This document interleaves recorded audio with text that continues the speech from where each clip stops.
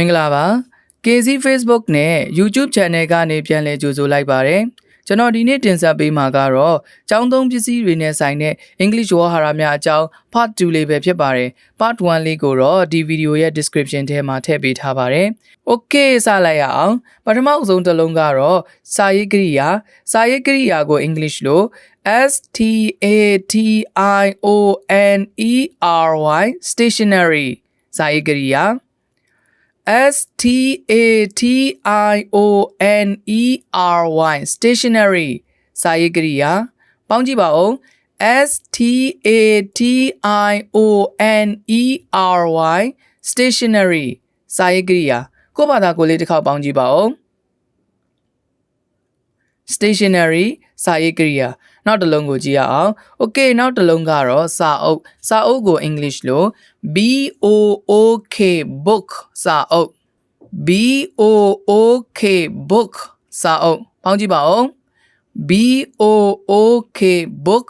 စာအုပ်ရမယ်နော်နောက်တစ်လုံးကတော့စာအုပ်ပဲစာအုပ်အသေးစားလေးပေါ့မှတ်စုစာအုပ်လို့ခေါ်တယ် English လို့ NOTEBOOK notebook မှတ်စုစာအုပ် NOTEBOOK notebook မှတ်စုစာအုပ်ပေါင်းကြည့်ပါဦး NOTEBOOK notebook မှတ်စုစာအုပ်ရမယ်နော် Okay နောက်တစ်လုံးကိုကြည့်အောင်နောက်တစ်လုံးကတော့ခဲတံကို English လို့ PENCIL pencil ခဲတံ PENCIL pencil ခဲတံပြန်ပေါင်းကြည့်မယ် PENCIL pencil ခဲတံကိုယ့်ဘာသာကိုလေးပေါင်းကြည့်ပါဦး pencil ခဲတံ Okay နောက်တစ်လုံးကိုကြည့်ရအောင်နောက်တစ်လုံးကတော့ fountain ဘောပင်လို့လည်းခေါ်ကြတယ် English လို့ကတော့ PEN pen fountain ဒါမှမဟုတ်ဘောပင် PEN pen ဘောပင်ပေါင်းကြည့်ပါဦး PEN pen ဘောပင်ရမယ်နော် Okay နောက်တစ်လုံးကတော့ခဲတံနဲ့ရေးလို့မှားသွားတဲ့အခါဖြတ်ရတဲ့ပစ္စည်းလေးမြန်မာလိုခဲဖြတ်လို့ခေါ်တယ် English လို့ ERASER eraser ခဲဖြတ် ERASER eraser ခဲဖြတ် eraser မဟုတ်ဘူးเนาะ eraser ခဲဖြတ်ပြန်ပေါင်းကြည့်မယ် ERASER eraser ခဲဖြတ်ပေါင်းကြည့်ပါဦးကိုဘာသာကိုလေး eraser ခဲဖြတ်အတန်ထွက်လေးတစ်ခေါက်နားထောင်ကြည့်ပါဦး eraser ခဲဖြတ်ရမယ်နော်နောက်တစ်လုံးကိုကြည့်ရအောင်နောက်တစ်လုံးကတော့ပေတံကို English လို့ RULER ruler ပေတံ RULER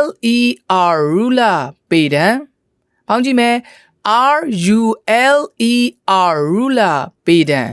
Okay နောက်တစ်လုံးကိုကြည့်ရအောင်နောက်တစ်လုံးကတော့စက်ဝိုင်းဆွဲတဲ့နေရာမှာသုံးတဲ့ထောက်ချွန်ဆိုတာရှိတယ်ဒီထောက်ချွန်ကို English လို့ COMPASS compass ထောက်ချွန် COMPASS compass ထောက်ချွန်ပေါင်းကြည့်ပါဦး COMPASS compass ထောက်ချွန်ရမယ်နော် Okay ကျွန်တော်နဲ့အတူအတန်ထွက်လေးတွေတစ်ခေါက်လိုက်ပြောကြည့်ပါဦးပထမအဆုံးတစ်လုံးကတော့စာရေးကရိယာပစ္စည်းစာရေးကရိယာကို English လို့ stationery ပြောကြည့်ပါ stationery ကိုယ့်ဘာသာကိုလေးတစ်ခေါက်ပြောကြည့်ပါ Okay နောက်တစ်လုံးကတော့စာအုပ်ကို English လို့ book ပြောကြည့်မယ် book မြန်မာလိုတော့စာအုပ်နောက်တစ်လုံးကိုကြည့်ရအောင်နောက်တစ်လုံးကတော့မှတ်စုစာအုပ်ကို English လို့ notebook ပြောကြည့်မယ် notebook ရမယ်နော်နောက်တစ်လုံးကိုကြည့်ရအောင်နောက်တစ်လုံးကတော့ခဲတံကို English လို့ pencil ပြောကြည့်ပါဦး pencil Okay ရမယ်နော်နောက်တစ်လုံးကိုကြည့်ရအောင်နောက်တစ်လုံးကတော့ဘောပင်ကို English လို့ pen Okay နောက်တစ်လုံးကတော့ခဲဖြတ်ကို English လို့ eraser ပြောကြည့်မယ် eraser ငယ်တုန်းကတော့ eraser ဆိုပြီးတော့ဖတ်ခဲ့ကြတယ်တကယ်တော့ eraser ရမယ်နော် Okay နောက်တစ်လုံးကိုကြည့်ရအောင်နောက်တစ်လုံးကတော့ပေတံကို English လို့ ruler ပြန်ပြောကြည့်မယ် ruler နောက်ဆုံးတစ်လုံးကတော့ထောက်ချွန်ကို English လို့ compass